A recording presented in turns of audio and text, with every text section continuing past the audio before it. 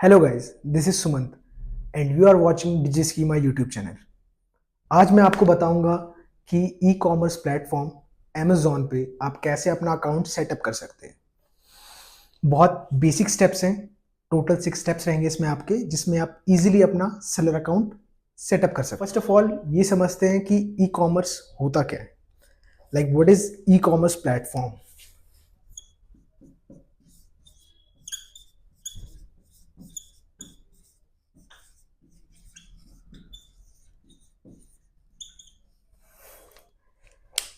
ई commerce platform जो होता है वो आपका एक वेब सॉफ्टवेयर होता है जिसके थ्रू आप अपनी एक ऑनलाइन स्टोर क्रिएट करते हैं और ऑडियंस को अपना प्रोडक्ट या सर्विस सेल करते हैं।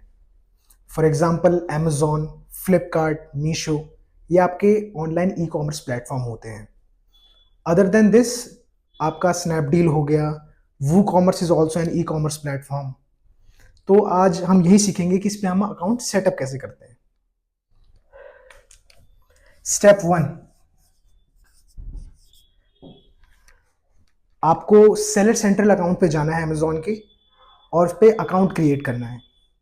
अकाउंट क्रिएट करने के बाद जो सेकंड थिंग आता है यानी कि स्टेप 2, आपको जीएसटी डिटेल्स एंटर्स करनी है इसमें अपनी। जीएसटी डिटेल्स ऑल्सो आप मेक श्योर कीजिए जब आप जीएसटी डिटेल्स एंटर कर रहे हैं तो जो आपका प्रोडक्ट है वो क्या टैक्स एग्जेम्प्टेड है। एग्जाम्पल के लिए बुक्स टैक्स एग्जेम्प्टेड होते हैं जब हम उन्हें ई कॉमर्स प्लेटफॉर्म पे सेल करते हैं। तो अगर आप कोई टैक्स एग्जेम्प्टेड प्रोडक्ट या सर्विस सेल कर रहे हैं तो उसमें एक ऑप्शन रहेगा, I sell only tax exempted products, तो आप उस पर जरूर मेंशन करें। Okay, after completing the second part we would go for step 3, which is verification.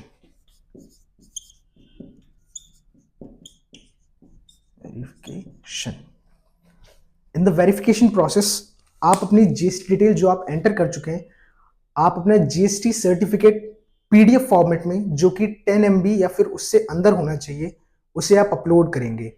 जो आपका ये वेरिफिकेशन प्रोसेस होता है जीएसटी डिटेल्स का, ये 72 आवर्स वर्किंग डेज लगते हैं इसमें, which means 3 days to verify your GST details to set up your account. But उसके बाद हम स्टेप 3 पे आ जाते हैं, सॉरी स्टेप 3 नहीं, उसके बाद हम स्टेप 4 पे आ जाते हैं। Enter your store name.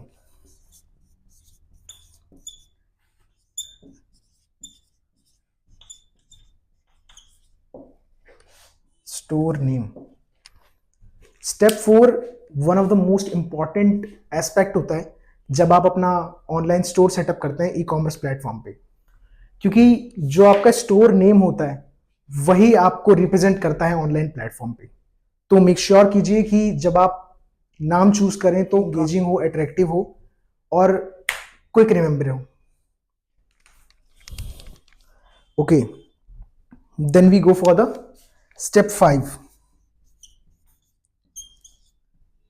आप स्टेप 1 में अकाउंट क्रिएट करते हैं, स्टेप 2 में जीएसटी डिटेल्स डालते हैं, स्टेप 3 में वेरिफिकेशन करते हैं, स्टेप 4 में स्टोर का नाम लिखते हैं और स्टेप 5 इसमें आप बताते हैं अमेजोन को कि आप जो प्रोडक्ट या सर्विस सेल करने वाले हैं वो सेल्फ शिप होगा या फिर इजी शिप होगा।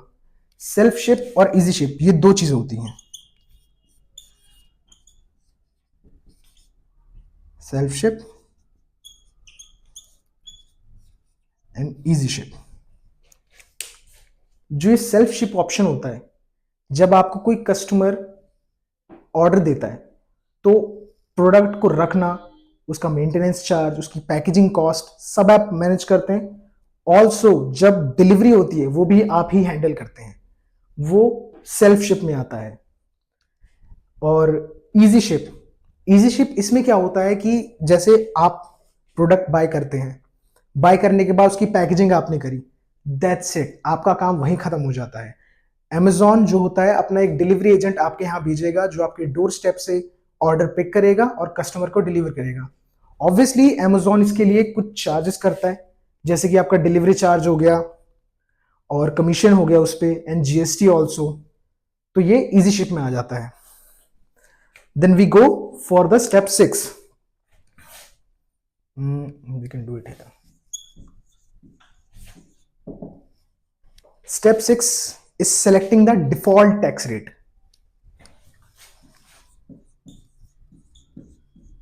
Default tax rate. तो डिफॉल्ट टैक्स रेट में होता क्या है कि आप एक जो भी कैटेगरी में आप अपना प्रोडक्ट सेल करने वाले हैं, अकॉर्डिंग टू जीएसटी जो कि गवर्नमेंट द्वारा ऑथराइज्ड है, वो किस कैटेगरी में लाई कर रहा है आपका प्रोडक्ट और उस पर परसेंटेज कितना लग रहा है जीएसटी का, वो चीज आप मेंशन करते हैं, ताकि इन केस आप कभी भी फ्यूचर में जैसे प्रोडक्ट लिस्टिंग कर रहे हैं और आपने गलती से जीएसटी डिटेल्स नहीं पुट करी हैं कि कितने रेट ऑफ परसेंटेज इस पे लग रहा है, तो ऑटोमेटिकली फेच कर लेगा कि डिफॉल्ट इतना लग रहा था। ओके, देन लास्ट पार्ट आता है आपका प्रोडक्ट लिस्ट करना।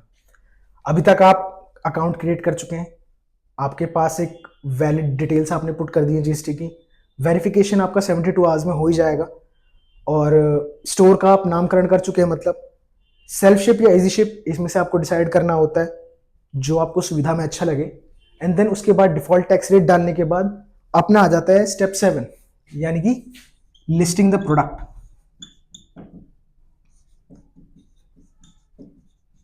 लिस्टिंग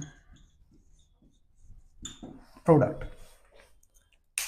अब आप अपना शॉप तो खोल ही चुके हैं ऑनलाइन प्लेटफॉर्म पे, अब आप जो भी प्रोडक्ट सेल करने वाले हैं आप उनकी लिस्टिंग करते हैं, ताकि कोई भी कस्टमर आपकी वेबसाइट पे, सॉरी अमेजॉन पे आके आपसे ऑर्डर कर सके।